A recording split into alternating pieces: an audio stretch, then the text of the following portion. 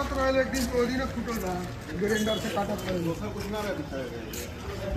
ई पत्थरवा एगो पत्थरवा एक लटल भाई वो काटत रहे तो बस में नमस्कार प्रणाम दोस्तों, आप लोगों को बता दें खेसारी लाल यादव का स्टूडियो ओपनिंग में गए हुए थे अखिलेश यादव के स्टूडियो में। और कहीं ना कहीं बात कर ले खेसारी लाल यादव के बारे में, बोलबम के सॉन्ग के बारे में, तो अभी एक गाना आया था जो कि आप लोगों ने काफ़ी प्यार दुलार दिया। जी हाँ, ड्राइवरवा अभी नया बा और कहीं ना कहीं न्यू स्टूडियो का ओपनिंग हुआ अखिलेश कश्यप जी का। और कहीं ना कहीं वहाँ से ब्लास्टेड सॉन्ग आप लोग को ज़रूर देखने के लिए मिलेगा बोलबम का। और अभी का न्यू अपडेट तो अभी फ़िलहाल यही है और वो काफ़ी अच्छा रिस्पांस मिल रहा है दोस्तों।